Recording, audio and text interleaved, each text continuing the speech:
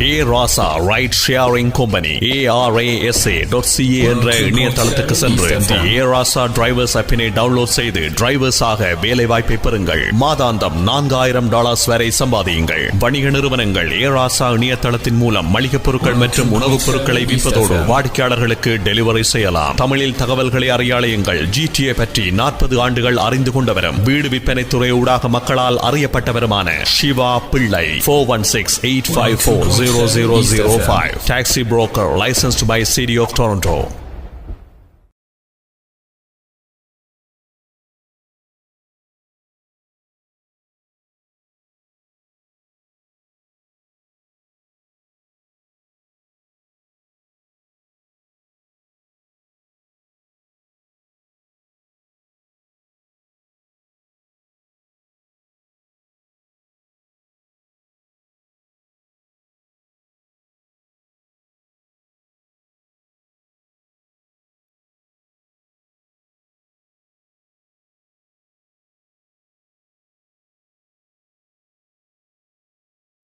Recording in progress. Extension and some sellers asking 10,000, some sellers asking 100,000. A variety of things happening. Then I asked Rishani to share the experience, what is going on since April, after April 7th, after announcement, government announcement, what is going on, and interest rate changes after that one. Okay, Rishani going to start this week at 10 o'clock. And I always give guys 10 minutes time for everybody to join. That time I have some question to discuss. And we had a brokers meeting last Wednesday. That they're going to give the summary of the brokers meeting and what's the panel we talk, discuss. This is all everybody's opinion, and I'm going to share with you guys. Not everybody able to come to the meeting. Then I went to the meeting. I'm going to share share what happened in the meeting. First, I'm going to start with there are a few questions today. I always ask the $1 million questions. How you guys going to go make million, and what is your business plan? And today we can talk about that. We can talk about that one and do our brainwash next class. Today I'm going to start straightly because Rishani is here. The time I had to manage it efficiently. I'm going to start with today for the question I get. I have few questions the agent sent me this week. The number one question from the assignment sale. And one of the agents said he have a client. He bought the property last year in Oshawa from 1,100,000 for 1,100,000 for 2,400 square foot house. They paid extra money for the basement to finish another $30,000. Then he said he's worried about the market. Then the first question he asked me, what do you think about the market in Oshawa for the next year? And if the clients want to do the assignment sale, how the assignment work, and what is how much profit we had to show for the assignment, and what are the paperwork and those kind of things. All right. First we talk about the market side. Market, guys, everybody have opinion. But we all know we are hearing from different places. The market changes for another 2 years. Market changes for market already increased. The one thing I have the past. Whatever happened in the past, we have the statistics report. Whatever going to happen in the future is all assumption from different assumptions from different institutions, including Bank of Canada. Bank of Canada also has some assumption. We will talk about that one. And everybody expecting 20% down, 20% might go down, and different things. But the good part is, since the beginning of the pandemic and until now, the market went up. 53% market went up. Then whoever bought the house, they already have a 53% jump already there, 53% increase already there. Even though market goes slightly down, the paper money goes down 20% or 30%. Not many people is going to lose it, but the interest rate is an issue. But I come straight to the question for the assignment question. Yes, April 6th, I believe the government gave the announcement on the April 6th. From April, they said April 6th or 7th. There are a few things, April 6th, 15th, April 7th. Anyway, we can take it out April 7th. And the first thing, government, they put the different plans. When are they going to make the changes, going to be implementing the changes? But assignment alone, they immediately lead within 30 days. That's mean from May 7th, any new assignment under the new law. What is the new law changes for the assignment side? That's mean Government of Canada trying to stop the assignment. We can clearly see. Government of Canada said assignment from May 7, 2022.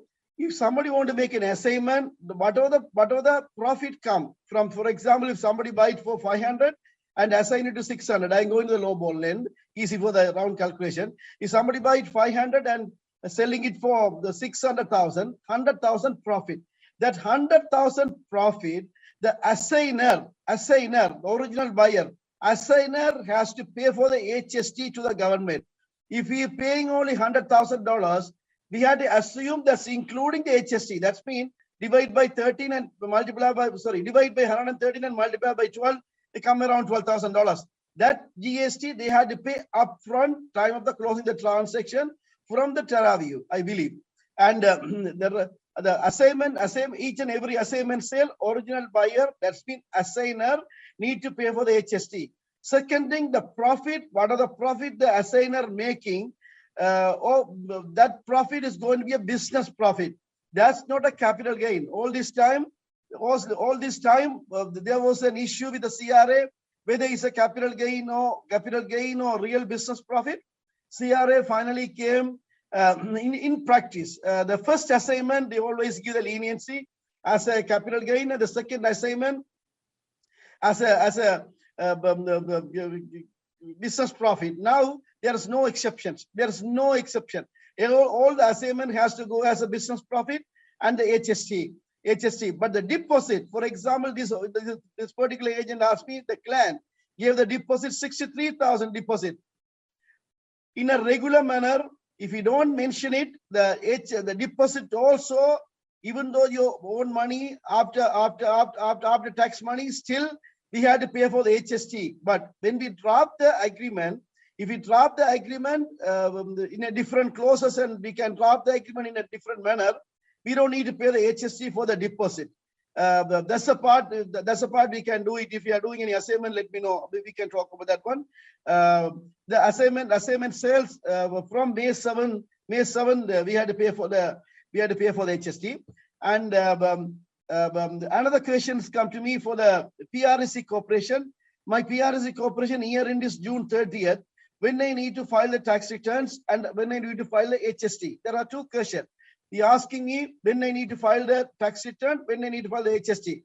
Tax return in a PRSC Corporation is a corporate tax return. Very first year, we have the option to set up that the year end. That's mean whenever you register the corporation, you can set up the year end.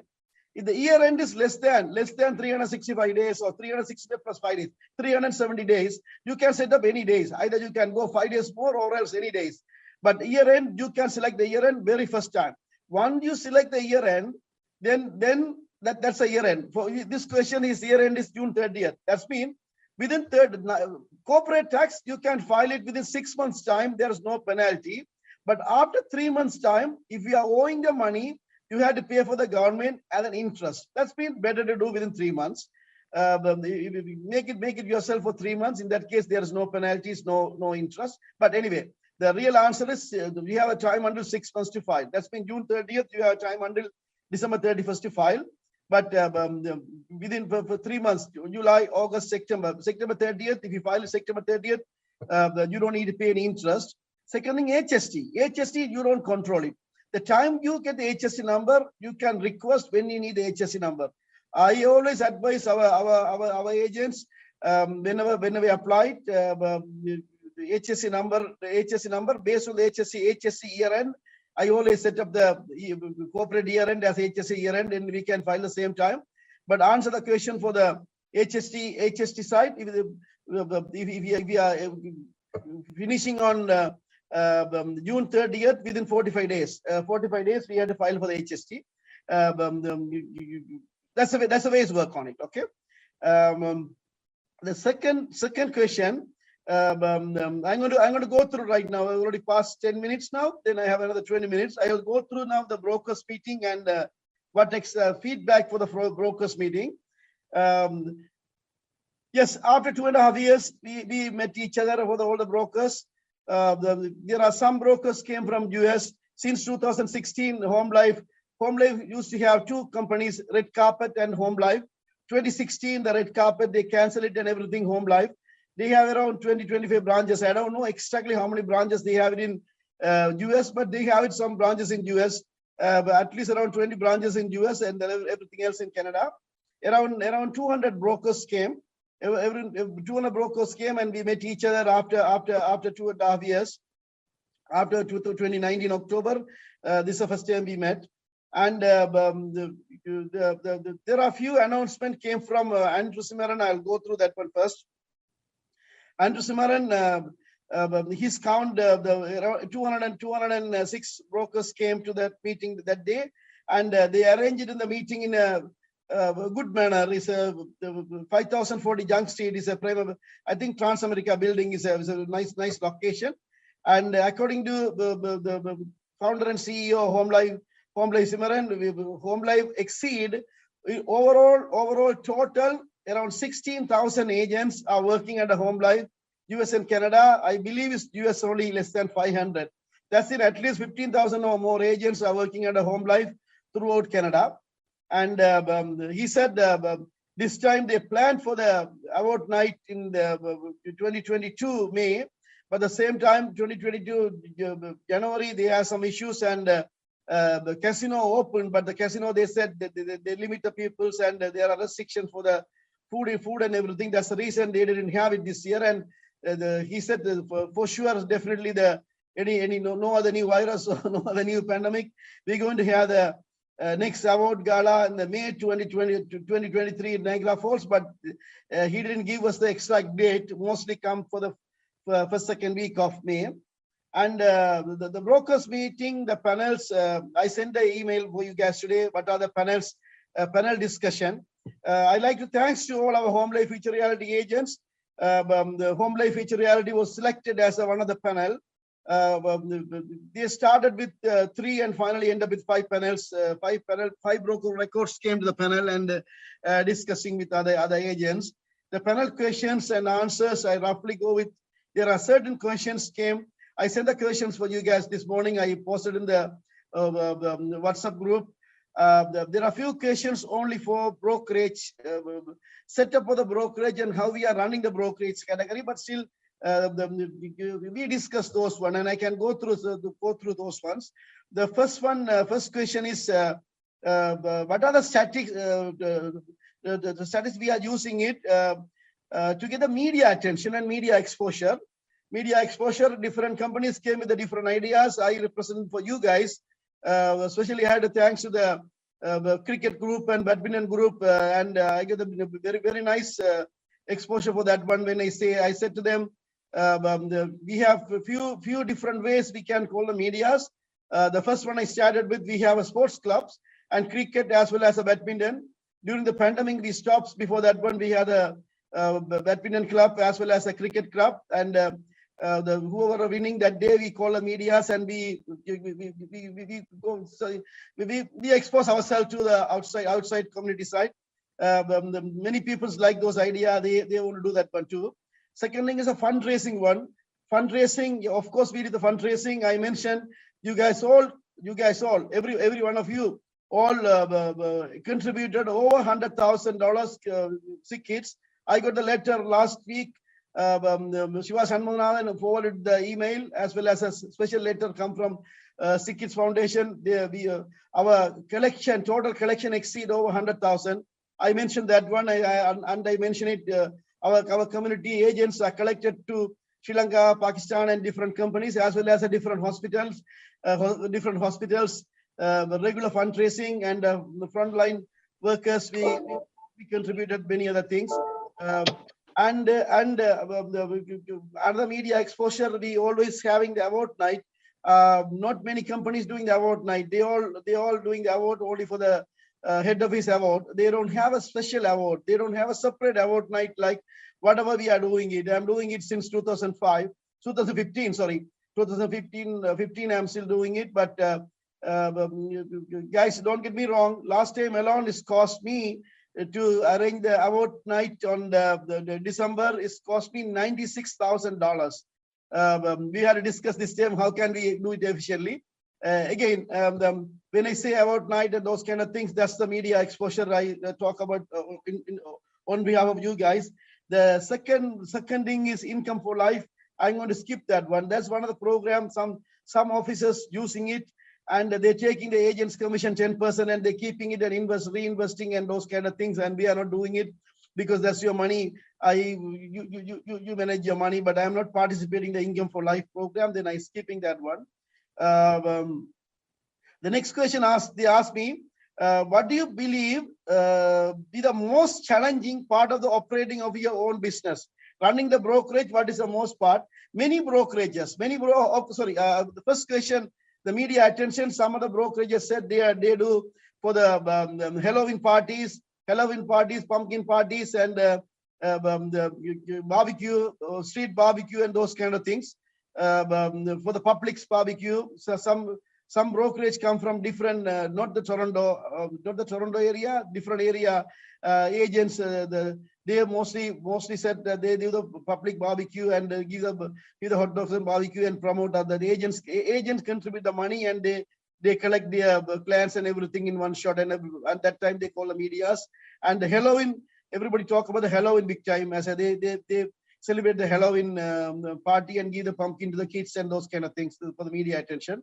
We can consider certain things from them. And the next question, income for life, I'm skipping that one. Third one, what is the most, what do you believe for the most challenging part of operating your own business? Many agents come and challenging part, the agents come and join and when they get experience and they move and those kind of things. In my side, I didn't have that issue, but our office is very less turnover and we are running the very good manner. Then my answer for that question, secretarial part, hiring the secretaries and keeping the secretaries and training the secretaries and keep them. That's one of the major challenging for the small business people. Any office you go, keeping the staff is more important. Then, but we are good in our category. You guys know, I can name it even. The senior secretary already getting 20 years in our office, and there are other secretaries also working longer than 5 years. Our turnover is very less, but still, that's the most challenging part. I mentioned the group of peoples. The next one, are you getting your share of the newly licensed agent, and how you are getting the agents? Most of the agents said, most of the brokerage, they said they go to the open houses and talk to the agent and ask them to come to the office and giving them more split and this and that. I told them all these years I helped the agents before they come as an agent. I helped them for the classes. Since the pandemic comes and we stop the classes and I have some other ideas to go for new agents, helping the new agents who want to come to the industry. But more than that one, we want to have agents who are working here. We need to get more training and stuff. Then I mentioned that one. I hired we had 2 years. We hired for the trainer. I didn't say a name. It's Rob Vivian and some of the trainers, Michael Appleton. Few times only I paid Michael Appleton. You guys collected yourself. Only Rob Vivian I paid. I said they hire the trainers and they give the free training for our agents. That was my answer for that one. And the next one, if we move to the next one for the brokers meeting, how is the increase in the interest rate, guys? The question everybody needed. How is the increase in interest rate affecting your listing and sale? How are your salespeople are feeling and reacting, and for the increasing in the sales? We all know about the market side, what's happening right now. Even the Bank of Canada governor announced it 3 days ago. They already increased 3 times. We all know that one. This is not a new story. It's an old story. They already increased it 3 times for the interest rate, and we are standing 1.5. And Mr. McClam, Bank of Canada governor, he was saying there is another rate hike, the 0.5%, and even indirectly mentioned 4.75%. That's an issue for us. But the Bank of Canada's news is not my news, guys. I don't come and giving any bad news or anything. This is in the YouTube and Google. Anybody go and check it out. But their prediction for another 5 years, interest rate going to be a little bit higher. Whatever we enjoyed for last 10 to 15 years is going to change, and they're going to increase the interest rate side. And I'm not going with the brokerage broker meeting response for this one, because it is all everybody have their own opinion. Some of them were talking very negatively, and some of them said we do our own job. But in our side, we are service peoples. Whatever happening in the market, only the client's base change. Other than our market never going to change. And the next part, appraisal values. Next part, question number 6. What is your prediction for the economy for next 24 months? Every brokerages, every broker records, they talk about like an economist, and they come to the different values. But I like to bring the opinion for Andrew Zimmerman. The reason Andrew already 50 years in real estate industry, and the 38 years he running for the HomeLife with 16,000 agents. And his prediction is his speech. He said he's worried about as like everybody else, worried about the gas price and the inflation, for the world inflation and the world economy, other than the Canadian economy. And he mentioned it few places. Canadian economy is we are in Canada, and we are lucky. Canadian in Canada, we are having a luxury life, still luxury and everything. Even though we are worried about 6.8%, check with the Europe and US, their inflation is much higher. But overall, everybody worry about the economy side. And he advised us, I am passing to you guys, keep your lifestyle lower. Don't go your lifestyle higher. And he said, renovating the offices and hiring more full-time staff and everything, brokers, carefully handle those funds. Watch the market. Market is going to be different than whatever we enjoyed last 2 years. That's one of the major side. And the last question: what is your concern with the implementation of the Trust in Real Estate Act and removal of blind bidding, leading towards the auction market? In this case, also, I like to go with I'm going to pass the Andrew Zimmerman's the thoughts for you guys, because that's maybe more valuable. And his belief the sales side going to be online for another. We're going to see the big changes in 5 years time. If the auction market come, 50% of the sales are going to be it is a multiple offers. Okay, if there is no blind bids, two offers come or 3 offers come, that's going to be under the provincial law, no blind bids. In that case, what's happening? If he cannot do the real the auction in the front of the house, we may going to have a Zoom. In that case, that's a good thoughts. He said, if some agents are youngsters, okay, if the agents are not familiar with the Zoom, please get involved the Zoom, how to host the Zoom, mainly how to go host the Zoom and how to send the link to other people's. And it's going to be the auction is going to be Zoom. But in that case, he informed. That's very, very valid point. But the market not going to change, because we still have the power to list the properties. Once we have the power to list the properties, whatever happened, either the auction or no auction, whatever happening, same thing right now. Only thing is going to be blind, no blind option. That's mean the seller's agent, they're going to inform with the permission of the seller how much money the last offer is, how much money are they going for. But then he made another good point. It's not still clear how the auction is going to be. Like a city auction, like they are going to give only one shot and stopping it, or they're going to increase the value like Australia. But we don't know yet. That's too early.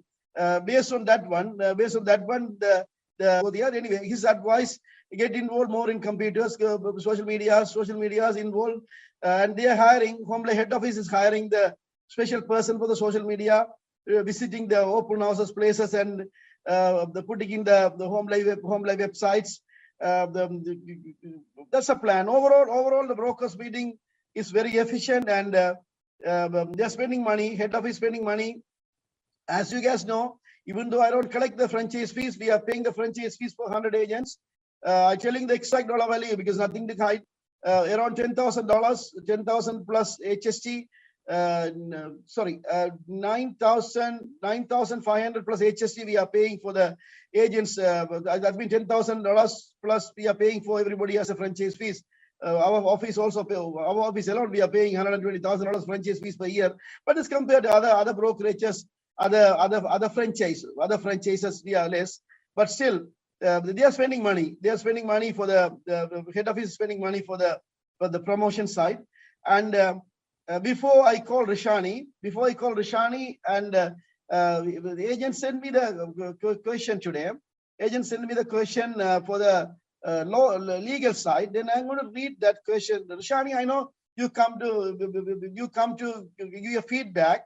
But how do you like to do it? You want me to go through the question first, or you want to give the feedback your own first? I'm okay with anything. I don't mind. What do you guys, who are listening here, what do you guys want to do it? You guys want Rishani answer the question, whatever I received today? Oh, Rishani, I will answer the question first, whatever I received now. Then you can speak up. After that, if somebody send me more question, I will come back and ask again. Okay, sure. The first question I get, okay, bear with me a minute. Okay.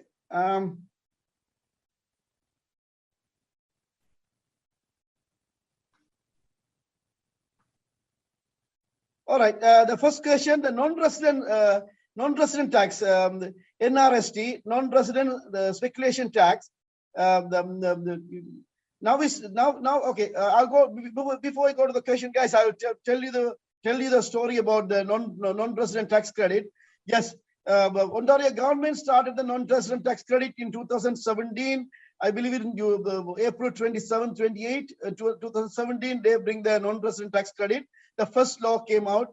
Next to Vancouver, Ontario follow like Europe and bring the non-resident tax credit. After that one, the market was changed. We know that one. That's the time the non-resident tax credit came. Only 15%, and they selected the area and selected the type of properties. So type of properties is an old story, but still good to know before I go to the question. Type of properties for residential and up to 5plex, six plex, multiplex, everything over 6plex is came under the commercial. There is no non-resident tax credit, and the commercial didn't apply for the non-resident tax credit, and industrial only residential properties. That's also they selected the Golden Horseshoe area. They started from Niagara Falls and come all the way down and went up to Bowmanville. The non-resident tax credit they started 2017. This year the Ontario government announced April 6, 2022. I'm going to read those categories. The way they announced it on the April 6. That's also override by the federal policies came out on the March 29th. Okay, sorry. Okay, I'm going to go through this one first. The Ontario government announced. Ontario announcement. Sorry, I missed up the date. Sorry. Ontario government announcement came on the March 29. They increased from the 15% to 20% for the non-resident tax credit, and they said all over Ontario. They took it out the Golden Horseshoe area. This came out on the March 29, and the federal government policies came out. They passed the information on the April the 6th, 2022. The wording is here. The non-resident speculation tax is 20% tax on the purchase or acquisition of an interest in the residential properties. Residential properties again. We are salespeople. We want what we need. How can we sell it to other people? It's not. We are not lawyers to say don't do categories. We want to say what we can do category people. Okay. Don't think this applied to everything. No, you can sell the foreigners to residential, commercial property, multi-residence properties. Okay, only residential, guys. Okay, I repeat again the wording. 20% tax on the purchase of acquisition or interest in the residential properties located province-wide by individuals who are not citizens or permanent residents of Canada, or the foreign corporation and taxable trustees. Rishani, is the question I get. The question I get from the agent. asking me, what is the exception? This is a fantastic question because we want to know the exception when only we can sell peoples. And he asked me about the refugees peoples, refugees who apply for the refugees. When they applied at the second stage, they have to accept it. What's the difference? Is there any difference for the refugees who come to Canada and they stay in Canada 2 years? The reason the 2 years category, the residency status for the Canada Revenue Agency, if you live in the country 2 years, you become resident. But this non-resident tax credit, I am not really sure. 2 years somebody live here, especially, okay, you answer the question about the exception and everything. I'll let you go in 30 seconds.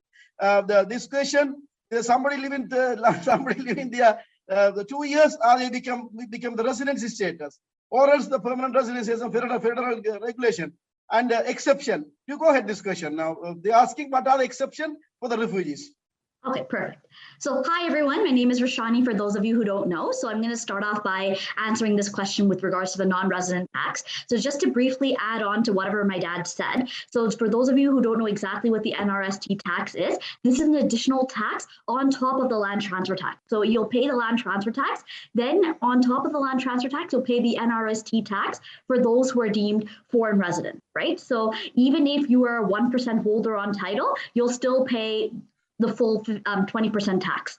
So to answer my dad's question, there are a couple of exemptions where if you qualify under the exception, you do not have to pay the NRST tax. The very first exception is called the nominee exception. So this is called when people apply to Canada, there's different categories that they can apply to come into the country. One of them is called the Ontario Immigrant Nominee Program. So basically you're nominated under the Ontario Immigrant Nominee Program and you apply for the certificate to become a permanent resident before the expiration of your nominee certificate. So if you actually hold that, so if you actually have and you've applied under the nominee program and you've been accepted under the nominee program, even if you've applied for permanent residence and you haven't received it yet, you can qualify and become exempt from the NRST tax. The second one, and the one that I believe the agent asked the question about, is the refugee exemption. So it's known as protected persons. So when somebody comes to Canada, they can apply under the refugee section. And as some of you know, maybe from personal experience, when you apply as a refugee, you have a hearing that determines whether or not you qualify to be a refugee of Canada. So you'll have a hearing, and if it's determined, you'll be known as what's called a convention refugee. So if you are what's known as the convention refugee, you have the certificate that says that under the protected person class, you are a refugee of Canada. And with that, when you apply for PR, you can apply for under the protected persons category. So even I actually had this about 2 weeks ago. One of the agents came to me and said, oh, the client's lawyer said they had to pay taxes, but I wasn't sure if they had to pay the NRC tax. Can you take a look? And they submitted all their documents to me. And I actually looked at it and I found that they actually qualified under the refugee section. So I went and told the agent, no, actually they're refugees. They don't have to pay the NRC tax, because what happens is the legislation is specific. So once you actually have the hearing and it's been determined that you are a refugee, and then you use that to apply for a PR, the exemption says that if you are deemed a protected person who the refugee protection is conferred under Section 95 of the Immigration and Refugee Protection Act, and you're going to occupy the property as your principal residence, you don't have to pay the tax. And when you actually search up, if any of you have ever done this, if you search up Section 95 of the Immigration and Refugee Protection Act, it says that you're deemed a convention refugee. So if you look at your refugee certificate, it'll say that. So in that case, if you are deemed a protected person, and specifically under the protected person category of a refugee, you're actually exempted from the NRC tax, which was a pretty interesting point. So I went back and I told the agent that the clients actually don't have to pay the tax, because they were stressing out because they had applied and they received the acceptance, but they didn't actually receive the confirmation that they're PRs yet. So they actually don't have to pay the tax. And the third one, I know a lot of you guys know this one, if they're married to somebody who's a Canadian citizen or a permanent resident. So if you are a foreign national, but you've actually married somebody who's either a Canadian citizen, permanent resident, a nominee, or a protected person. So keep in mind, so even if you're married to someone who's a refugee, then you can also qualify for the NRST exemption. So obviously you have to own the property as your primary residence as well. And for the purpose of the NRST, they deem a marriage, right? So you have to actually be legally married, or you have to be living or cohabiting with a person under the Family Law Act. So provided that you fall under those criteria, you can actually get exempt under 3 categories: the nominee, the protected person, which is the refugee category. And then keep in mind, even with the refugee category, if you've applied for your PR, but even if you haven't been accepted, if you have the certificate from the government that says that you're a protected person under the convention refugee, you'll see it in the paper. It'll say that you've been determined to be a convention refugee, then you can actually be exempt. And then if you've married someone who's a Canadian citizen and permanent resident. Okay, that's okay. That's good, Rishani. We understand that one, and that's mean the person who come to Canada, even though they live 2 years or more, doesn't matter. They had to get approval as they accepted refugees. Yeah, they had to be an accepted refugee. Okay, they are exempted. And other exemption, other than the residential property set. Okay, that's a good one. And another question from the agents asking me the development charges. Development charges, is it all the builders increase the development charges time of the closing, or else we can cap the development charges upfront? How the development charges works? Is it per square foot or per unit? For example, if it's a condo, per unit, the freehold properties per unit, how the development charges work? Is it based on the market value of the property, or else the size of the lot? And if it is standard for all over in Ontario, or different municipalities charge different? And second thing, why this changes? Why is not why we can't able to know upfront?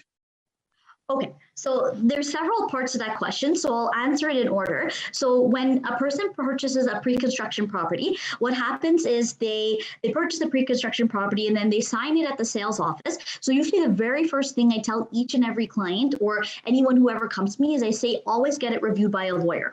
Because in the agreement itself, there are some builders that at the sales office, they'll just cap the development fees then and there, right? So they'll say, okay, this is subject to development fees and we're capping it at, let's say, $5,000. So those of you who don't know what development fees are, so development fees are the fees associated with the construction of the property, right? So it's based on the entirety of the area, and usually what it covers is usually specified in the agreement, right? So it's the cost itself of the construction, the development, and usually it's divided into different categories. So sometimes they'll call it development fees, education levies, park levies. Sometimes they'll just group this all into development fees. Sometimes they'll even say, okay, the development fees will be capped at, let's say, $5,000, but then they'll also add parkland fees, aesthetic enhancement fees, and other education levy fees. So each agreement is actually different, and each agreement will specify in the agreement what is actually covered, right? So if it's just development charges or if it includes education, parkland levy. So the very first step is to usually take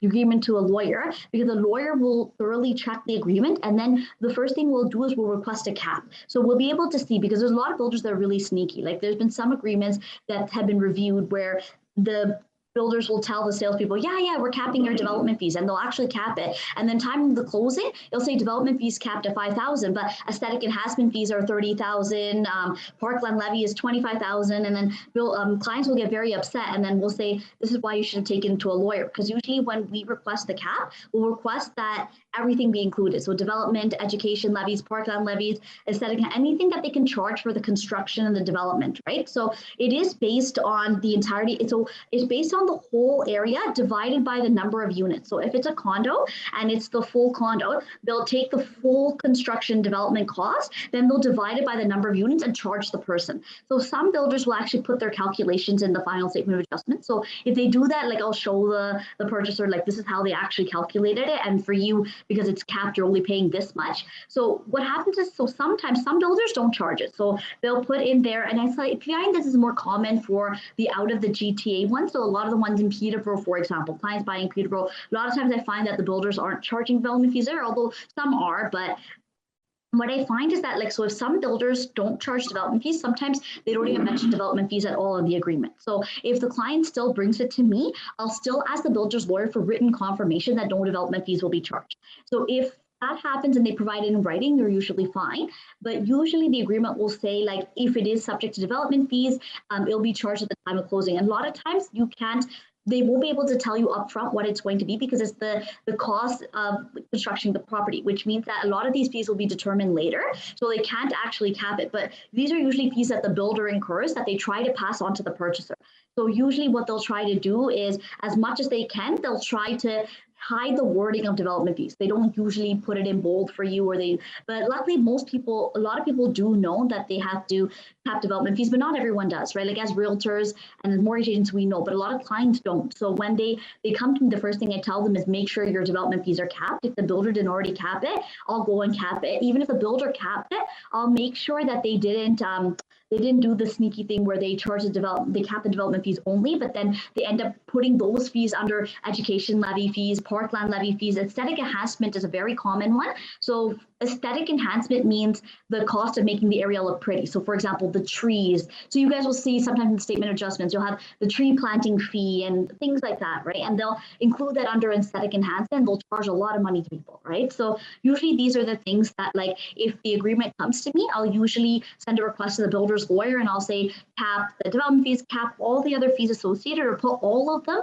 under the development fee and cap it, because that way the builder only can charge you, let's say $5,000 for it, and everything else is the builder's fee that they have to incur. So to answer the question, it's based on the entirety of the area, and if it's a condo, it's usually divided by the number of units. So it'll be the full cost of construction divided by the number of units, and that'll be per person. And then if it's capped, then you only pay what has been capped. If not, then they'll usually charge the whole thing. And sometimes they'll distinguish it in the agreement, so you always have to check each agreement just to make sure. If it is a freehold property is based on the value of the property or per unit? Usually, like, it's based on the value of the unit itself. Okay, the price. Okay. Yeah. All right. Hi, Selva. Can I add something to Definitely, development chart? I have been involved in, working on development chart. You go to municipalities, they have the bylaws, development chart bylaws, right? Okay. It's a very condensed document. If somebody is interested, they can go and get a copy of it and can read it. The most important part is the definition part. But, I'm talking about even somebody is doing some commercial development as well, right? So mainly they rely on the house type, right? Say like they have a detached home and semi-detached, they have one fixed price. And then if it is a townhomes, there is another price. Condominiums, they have another price. But, there are municipalities, they have their own bylaw. It's not based on the square feet, but they always say small and larger. Say, I know one municipality, this is the city of Brampton, how do they do that is, if any square feet is less than 750, there is a price. If the square feet is more than 750, then there is another price for condominiums. So nice. it is differ from one place to another place. And also development charge is a kind of a vague term. Mainly this contain charge from the region, education, and city. Those are the three things major. The other things are not part of development charge. Like tree plantation is a separate thing. Yeah, exactly. Yeah. So these three that is always a separate. So if they say development charge, then you have to see what is a definition of that development charge the builder talks about, right? So if it is region, then sometimes they might cap on regions fee. Sometimes they might cap on municipalities fee. But the educational fee that you have to pay, most of the time they have to pay educational fee. Yeah. So I would advise that if anybody is interested, get the bylaw and read the bylaw. It's very clear on it, and then how do they charge and things like that. Or if you want to get a condensed version of it, then you go into their website. They will say, okay, say if you're buying a detached home and you want to know what's the price is charged, and then you can find out. And also this is a public document. You can always ask, once you become the owner of the property, then you can go and ask for it. Even if they have issued this building permit, then it becomes a public document, then you can access to it. Amazing. Thank you so much for the inputs. That's what we're looking for. Rishani, before we go to the next question, hope you remember within less than 2 years ago, with the assignment deal, one of the agent came to you for the assignment deal with the Peterborough, and the builder asked the development charges 52,000 or over 50,000, and after the letter you reduced that one to 1,500. How come that? How come such big changes came out for those transactions? How is that possible? The builder reduced that much. Do you think the builder is just putting the price whatever they want based on your experience? I don't follow the question exactly. Okay, one of the assignment deal, salesperson gave it to Rishani. The time of the closing, the transaction builder asked 50,000 plus for the development charges, and the Rishani sent the letter to the builder and came down surprisingly only $1,500. Yeah, you know, we have to be very careful. We have to get the full detail of, because once they get the building permit in their hand, just before the construction, they have to pay the development charge in full, right? So if you see a house is constructed, it started foundation, say, that means the builder had already paid the development charge, right? So at that time, if you are going and signing an agreement, right, then that means the development charge is paid. There is no additional charge on top of it, right? So if that subdivision is on draft approval, then there will be a fee, and that fee can change too as well, right? But the reduction what you are talking about, probably there's a misunderstanding. There's a they were trying to sort of Rishani, probably to add on and to basically answer the question, right? So how it usually works is, at least from our end, from the lawyer side, usually this information is disclosed to us at the time of the final closing when they give the statement of adjustments to us, right? When we're doing the final closing, right? So at that time, they had said that, yes, the development fees was at $52,000, right? So what we did was, like, the client was said, this is outrageous, I'm not paying this. So I actually sent stern letters to the builder's lawyer, and I said, look, our client is not paying this. This is not disclosed. And like, I basically argued with them, but I was able to get it down. So because what happens is with development fees, these are the fees that are charged to the builders. So keep that in mind. These are the fees that are charged to the builders that the builders attempt to pass on to the purchasers. So for those reasons, those are the reasons why they would ultimately agree. There are some builders that will say no, but when I did this 2 years ago with another purchaser, and I've done it for a couple of others as well, the development fees will be really high, and it's a negotiation at the end of the day, right? You argue with the builder's lawyer and you say, like, our client's not willing to pay this much. And I've had files where we were able to get the development fees reduced. So I was actually able to reduce it for that one client by the amount that you said. And I came home that day and I told everyone that, yeah, like, we were able to get it down. Yeah, they have paid already to the city, and they don't have to charge the client, right? Basically, if they have already paid to them, right? If there is any additional fee that they pay to the city, then they can come back and charge. But so the date of signing the agreement is a very important thing. Every purchaser is paying, as a cap or no cap, they finally come to the shoulder of the buyer anyway. Yeah. Thanks for the inputs. Thank you so much. Rishani, I'm going to move to the next question. Okay. And that's the last question. After that, I leave it to you. Okay. I got the question yesterday. He bought a property for the client, 1,310,000. Okay. And the closing supposed to be May 1st closing. Okay. And closing didn't go through. And they extended up to June 3rd. And they asked additional $10,000 penalty and additional legal fees. The purchasers agreed to pay those one. The time of the closing the transaction, the June 3rd. And June 3rd, they cannot able to close the transaction. They requested another extension, but the seller side lawyer didn't give the extension. And the agent listed the property on the June 4th. Agent listed the property June 4th for 1.1 million, 200,000 less. And then the next day he reduced to 999, and they sold the property for $1,035,000. The property sold. That's mean we are talking about around 290,000 difference here. And the deposit only 65,000 deposit. Our agent asked to ask you for this question, pass it to you the question. Okay, the lawsuit, what kind of lawsuit he's going to get? A lawsuit for deposit or lawsuit for the damages? And even though lawsuit comes, He's the first time, but he's the first time. He doesn't have any houses. He doesn't own any other houses. And how's the collection process going to be after that one? And can he be able to buy the houses after 1 or 2 years? He asking roughly for this scenario, but maybe you can explain to everyone. Okay. So this is actually something that we've been seeing a lot of, especially in the last 2 months or so. So especially in the last 2-3 months. So even at our office, I would say within the last month, we've had over 10 files that have gone for extension. We've had at least 3 or 4 where it's a very similar situation as here, right? So basically in this situation, how it works is when a purchaser fails to close a transaction.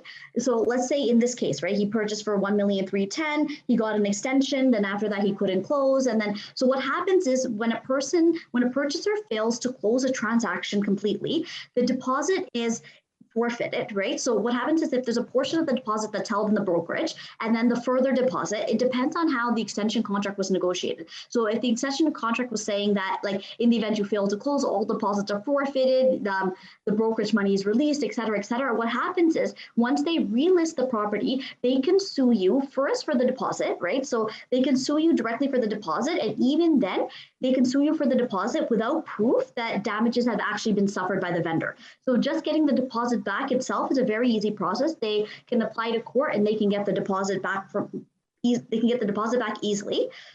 Or what they can also do is once they've resold the property, in this case, they actually sold for less, right? It looks like it's almost a $300,000 difference between the original price and the new price, right? So what happens is in this case, they can actually sue for both deposits and they can sue for damages. And when they sue for damages, they can sue for all damages. Mainly the main difference that they're suing for is the original price, so $1,310,000 minus the new price, which is $1,035,000. So that difference, they can sue you for both the deposit submitted by that purchaser, as well as the difference between the original price, as well as the new price. Not only that, the courts can also award you, in addition to that, they can award you damages for, like, if the seller incurred costs in staging, lawyer fees, carrying costs, like mortgage interest, everything as well, including the difference in the price as well. The courts can award all of that. But always keep in mind though, when it comes to collection, it depends on what that purchaser actually owns, right? So if I'm representing a seller, right, and a purchaser has been closed and they haven't closed again, and the seller says, you know what, I just want to relist the property, I'll always say, okay, let's do an assessment on the purchaser's assets as well. Because if they don't own any property and they have no assets, even if you go to court and you win, right, like collection's a whole other process, and it may be more difficult when the person doesn't have assets either. And even if they have assets, if they have no equity in the assets, right? Or what are you going to do if they file for bankruptcy? There's a lot of unknown variables here. So I always advise everyone, just try to close. Like, just try to close, just try to avoid litigation, because then it's a very stressful process for everyone involved. And usually this is the process, like when a person can't close at all and they're subject to go to courts, everything becomes in the air, and they can sue for your deposits, they can sue for damages, they can sue for all the costs incurred. And if you have the funds to pay, then the court's going to order that you pay everything. So that's usually the process, and this is usually what happens. And we're seeing this so much now. So with the trends in the market now, we've been seeing this a lot, both in pre-construction properties and resale properties. We're seeing people not able to close their transactions, and we're seeing, so a lot of the advice that I'm even giving to clients in the situation, it depends on whether they are on the selling side or whether they're on the purchasing side. But if you're, no matter what side you're on, the duty to mitigate in this situation, right? So when you're in this situation, and even you guys, when you're advising clients, tell them the duty to mitigate is very, very important, because as I've said, again, litigation is very costly. It's very stressful for everyone involved, right? Always try to close the deal. And if you're on the seller's side, it usually works in your favor if you can at least give one extension, at least give the first extension with conditions. And then if they don't close again, then at least you can show that you've done mitigation. There's one point I actually want to share with all of you. Not everyone knows this. So I hear a lot in the community that in these type of situations, right? So let's say this person bought a property, $1,310,000, then they got an extension till June 3rd, they gave a $10,000 deposit. I'm seeing a lot of buyers saying the appraisal value has come lower. I want to offer a price of, let's say, like $1,210,000. So I'm going to offer you $100,000 less, and I can close if you accept for $100,000 less. So in this situation, actually, if the seller says no, the seller does not have to accept the buyer's offer. So even if the duty to to mitigate does not require a vendor to accept a lower offer from the defaulting purchaser. So they don't have to accept the reduced offer. So in this case, right, let's say, for example, the seller says, no, like, I don't want to accept your offer for 1,210,000. And then they go and they resell the property. Even if they sold for 1,035,000, the buyer cannot argue in court, oh, I offered them 1,210,000. If they accepted, they wouldn't have to do this. So the courts have seen several cases in this area, and they've said that the duty to mitigate does not require a vendor to accept an lower offer. In practical terms, it's probably much more practical, maybe, like, depending on the personal situation of the client and the agents and everyone involved and their financial situation, may be better to just accept it and close. But when you go to litigation, it's another step, right? So a lot of people will go to court and say, like, oh, I offered a lower price and they didn't accept it, so it's their fault, but it's not. So the seller doesn't legally have to. For practical purposes, it may be better for them maybe to do so depending on the personal situation, but the seller does not legally have to actually do that. So usually in these situations, right, we always say, in this case, right, in this process, they can sue for the deposits, they can sue for the damages. The courts will usually avoid any and all costs. Of course, it depends on how much assets the purchaser has well, but they'll also look, when they're looking at a seller's ability to actually mitigate their damages, they'll look to see if how the seller is mitigating, right? Like, what kind of effort are they using to resell the home? Are they actually really trying, or are they just accepting the first offer that comes? What's the actual market value of the property? Are they actually trying out all their options? Are they genuinely trying to sell? They'll look at everything. Like, was the buyer, like, what was the buyer's financial situation even when they tried to close? Like, were they able to, did they want to arrange a private mortgage? Or they'll look at everything combined usually when they make these mitigation decisions. So hopefully I answered the question, but usually it's the deposits, it's the damages, and it's always just better not to go down that area. So if you can negotiate, it's always better to try and negotiate between the parties instead of having yourself in a situation where you go to litigation. Now you can share your thoughts and what's going on, your experience for the last 2 months, Rishani. If any questions come, I stop you and ask you. Okay, sounds perfect. So yeah, so as I was saying, in today's market, I'm seeing a lot of issues. I'm seeing both issues in the resale market and the new build market. So the resale market, I covered some of what I'm seeing. In the new build market, I'm actually seeing several of these type of issues as well with pre-construction properties. So one of the ones I'm seeing, so some of you guys may have seen this as well, is I'm finding that builders are, even if you purchased a property 3-4 years ago, they're going through the mortgages, like, they're going through the pre-approval letters, and they're really scrutinizing the pre-approval letters. So I actually had a conversation with another lawyer about this, because I had multiple files come to my desk where they said that the mortgages are faulty and they're asking for a new mortgage commitment letter, and they're putting so many strict requirements. So I actually had a conversation with a builder's lawyer, and I asked them, like, what do you think, why is this happening? And they were saying that, like, a lot of these builders, what they do is they use people's deposits to try and fund their own construction. So when they're able to terminate agreements from their side properly, and they can keep these deposits and resell, it works better in their interest, especially with a declining market.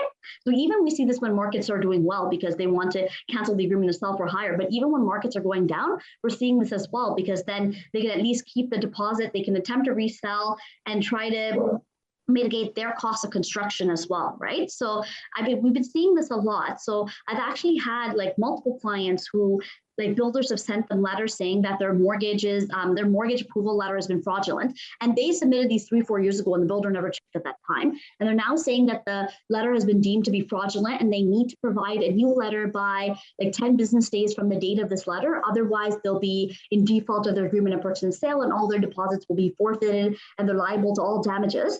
So we've been seeing that a lot. And so what's happening now is, even with these letters, as some of you may have seen, they're saying that they have to be from first banks. They're not accepting any letters from mortgage brokers. They're not accepting any letters from private lenders. They're saying it has to be from a first bank or a trust company.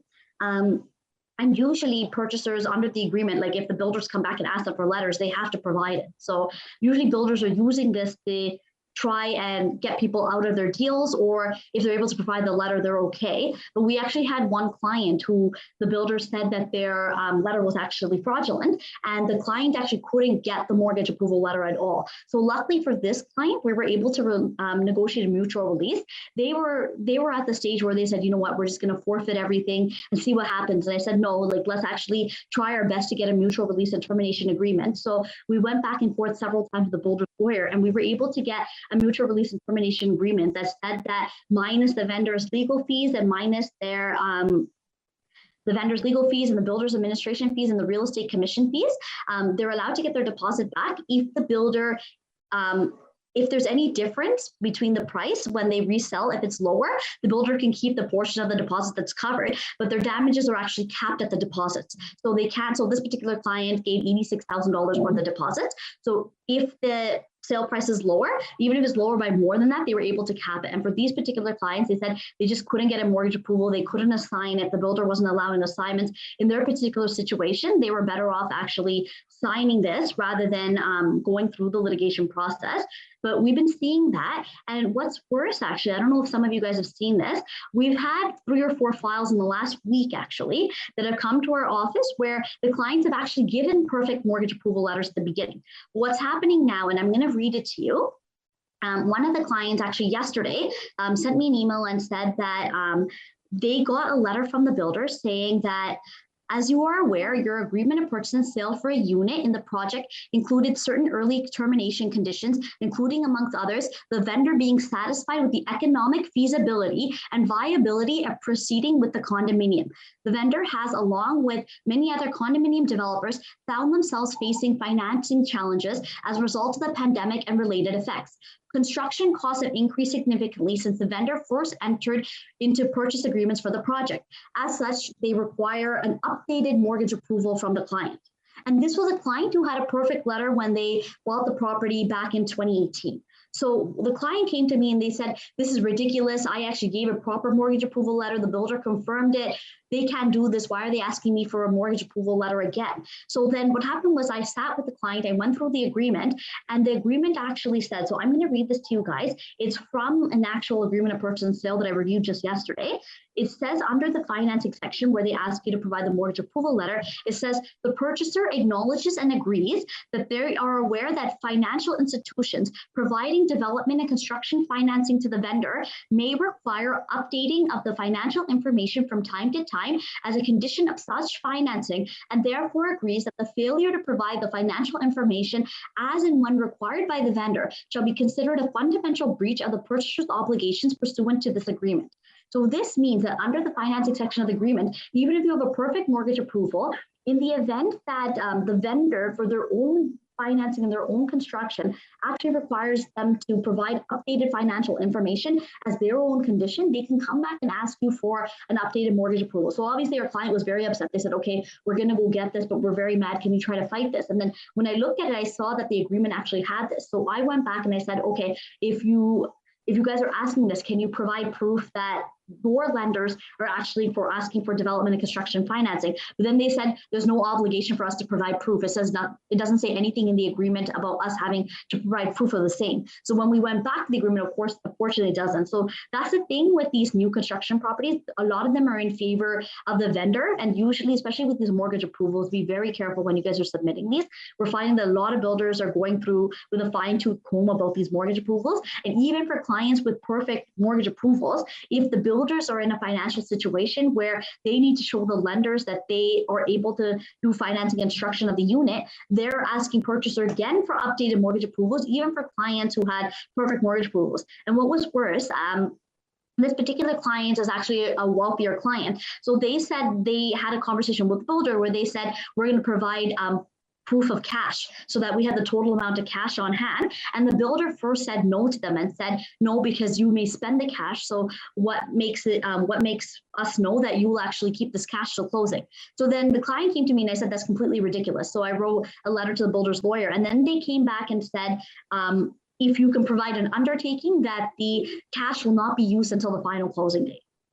So we're finding a lot of these requirements are being very like this, and this happened yesterday with one of my clients' pre-construction properties. So we're finding that a lot of builders are becoming very, very strict with a lot of these mortgage approvals, or it also looks like they're trying to find any excuse to try and cancel contracts, whether because they want to keep the deposits to fund their construction or other things like that. We're finding a lot more of this. So just when you're purchasing from new builds or advising your clients, just be very careful. Usually, like if I'm reviewing an agreement to purchase sale, I'll try to, when I request from the builder's lawyer, I'll try to get some of these clauses taken out, right? Especially some of the multiple finance requirements and things like that. But a lot of times the builders will say no, and they'll say it's up to your purchasers if they want to purchase the unit or not. So that's something big that I'm finding on the pre-construction properties. So does anyone have any questions about pre-construction before I go on to resales?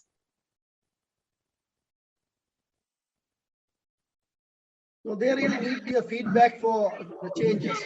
Yeah. So we're finding now, and we're finding this change I did not see, like I didn't see this a couple of months back. I'm only seeing this in the last couple of months, where especially with the ones where they have perfect mortgage approvals, now because of their own financing and their own issues, we're finding that the builders are coming back and asking for updated mortgage approval letters from clients. And we're seeing this as a common trend. And we're finding that builders are very quick to try and terminate people's agreements. And they're waiting until the market stabilizes to resell these properties and trying to forfeit deposits. And it's getting worse out there. So I'm just telling everyone to just be very careful, because these are the changes we're seeing, especially in the pre-construction properties. And even in the resale properties, we're finding that a lot of deals, as I was saying earlier, a lot of deals are not closing. So due to change in the market conditions with the interest rate increase, we're finding that people, when they're getting their properties appraised, as a lot of you guys know, the appraisal values are coming lower. And because of that, so many files are going for extension, so many files, people cannot close these deals. And what I'm finding now, which is different from before, is sellers, if the buyer has defaulted, they're giving the file to litigation right away. Before, we used to find that it was just the real estate lawyers that negotiated amongst each other. And then once the property got resold, they would transfer the file to litigation. I would say in the last 2 weeks, I had 3 different litigation lawyers reach out to me when I'm representing the purchaser, saying that the seller has already retained a litigation lawyer. And so I'm directly communicating with the litigation lawyers and trying to negotiate the terms and conditions, simply because like people are just not closing. We're seeing so many files every other day. People are not closing. They're reselling their properties for unfortunately less. And we're seeing a lot more lawsuits coming about. But even a lot of my discussion with litigation lawyers and what I've been talking to about clients, always try to mitigate your damages, always try to avoid litigation, always wherever possible, like see if vendor take back mortgages are an option for you. See if, always try to close a deal, see if vendor take back mortgages, if they're possible. If you can't get a mortgage on your own side, always try to see what every possible option is before you go to the litigation side. Because once you go there, everything is very costly, very stressful. As I was saying before with mitigation, right? You always have to try and mitigate. You always have to try and do whatever you can to ensure that you don't end up in a litigation process. And even if sellers are reselling the house, they have to see the level of effort used to resell, what the market value is.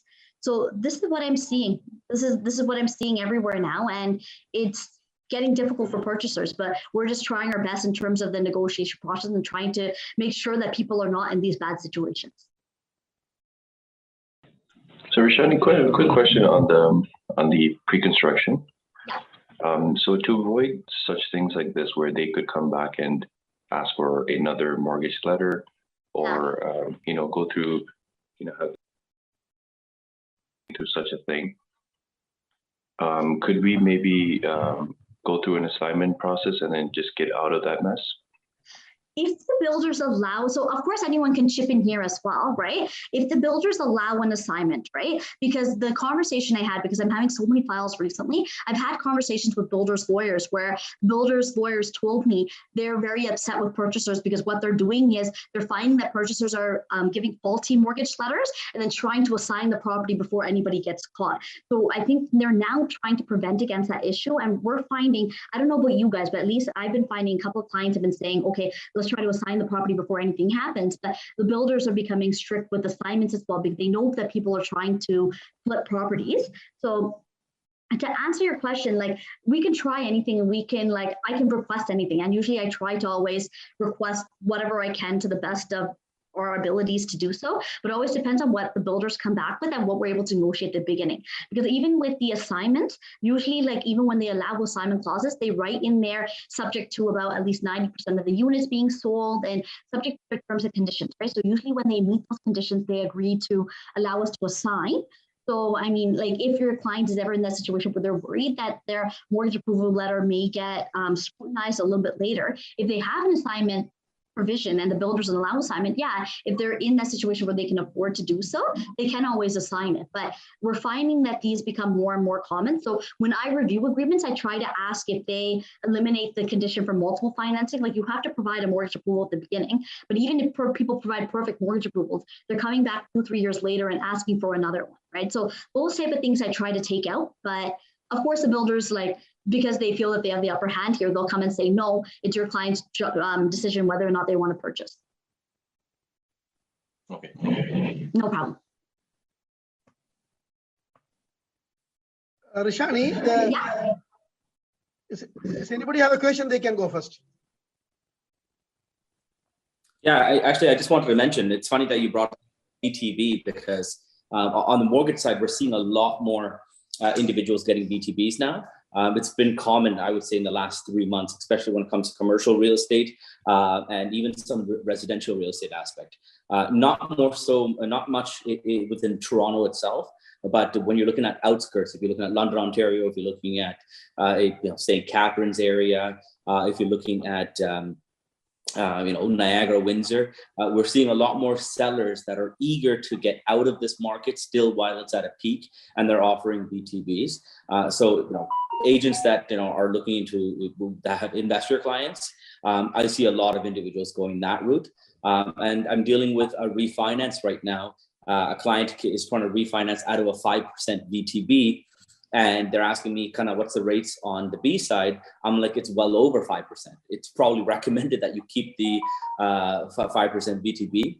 I understand it's interest only component, but sometimes the VTB may be helpful. And with the recent changes we're seeing in the market, Selva and me are getting multiple calls for second mortgages to bridge the gap between the downfall in the appraisal, the shortfall there, right? And just like lenders, we as well are looking into the market and making sure our capital is secured against certain downturns in the real estate market. So loan to values such as 90%, 85% as a second mortgage going behind the first lender is not happening these days. It's unfortunate, but it's not as much, feasible on our end.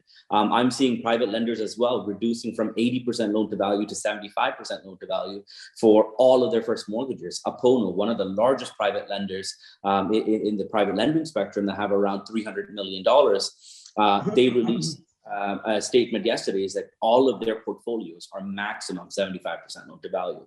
So, there are going to be a minor issue going forward, but clients come up with the shortfall is pretty much on them, and there is little hope even in the private side that trying to bridge the gap is going to be there, right?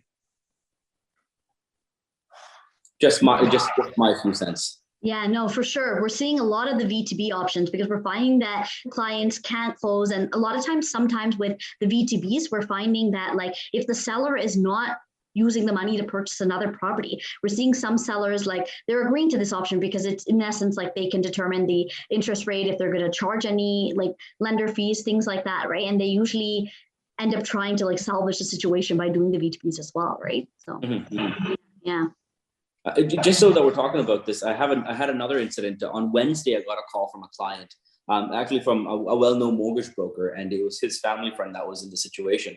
I added our real estate agent and also paralegal, Rafael Selva on the line when I was with the client. The client bought a property, a cottage-style resort for $1.6 million last year. Ended up getting a private and is paying 10%. Interest on that private for that $1.6 million property. Client put $500,000 down and the mortgage is $1.1 million.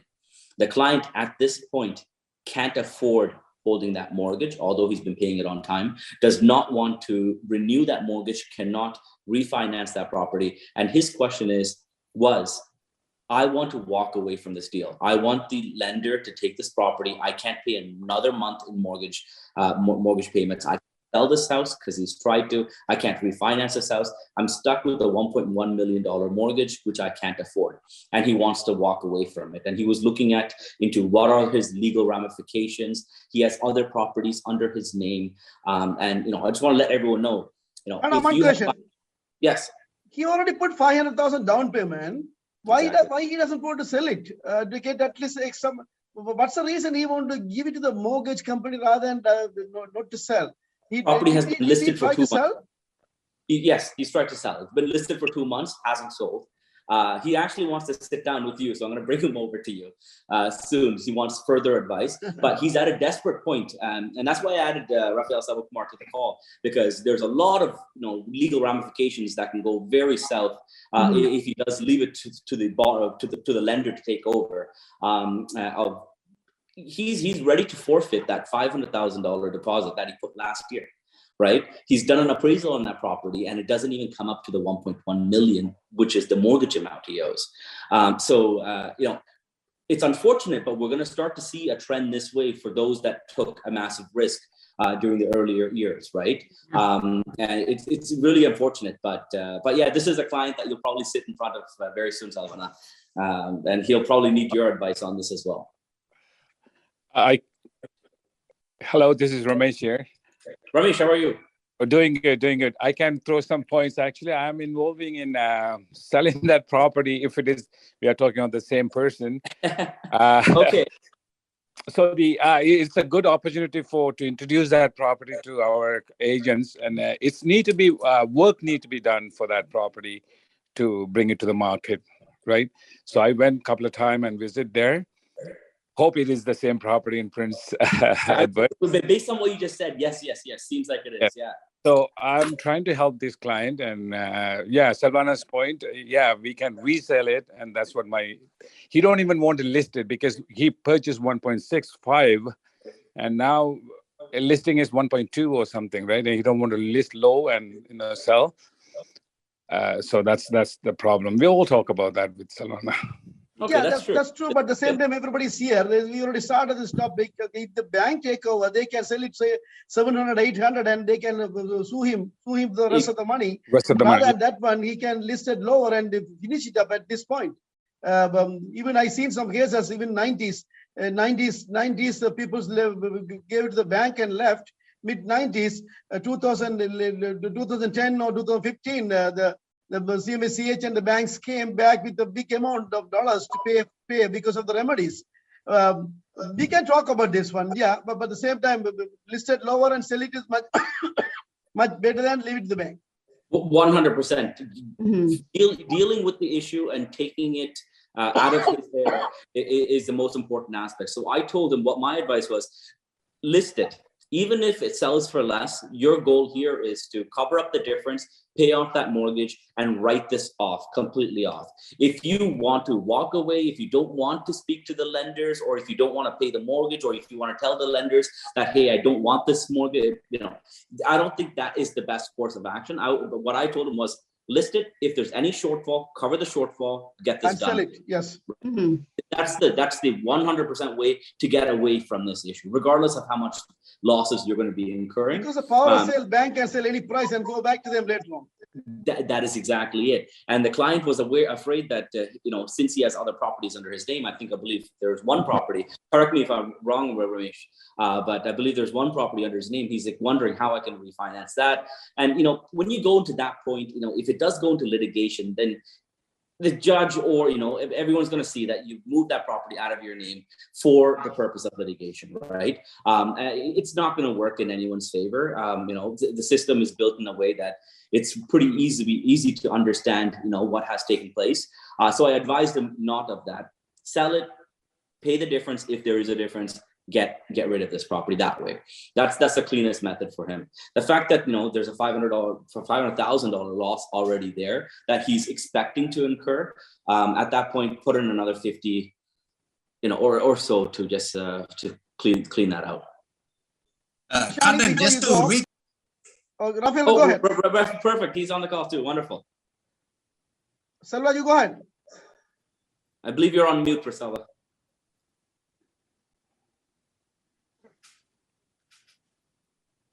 Just to recap, I think on that call, I remember that he doesn't have any more money to pay for the mortgager, any more money, or the mortgagee. So he was trying to walk off. So the next step the mortgagee is going to do is to go power of sale. Even if it goes power of sale, they have to issue notice of sale. That will probably take 60 days. So within that 60 days, he can still sell the property and redeem himself from the court process, right? Because leaving it in the hands of the court, he has no control over the matter. As Selvana said, they can sell it for a lower price and then you end up paying whatever the difference is. Exactly it. Thanks, Selva. Rishani, I know you want to go. You said your time is only up to 10:30, but the agent sent me the following up question. The question I asked, he bought it for 1.310 and sold it for 1.10. Okay, he said, okay, if there is no further lawsuit, they only take the deposit. Can I buy the house next year? Within how long they can file the case? As for my knowledge is 2 years. What do you think, Selva? What do you think, Selva?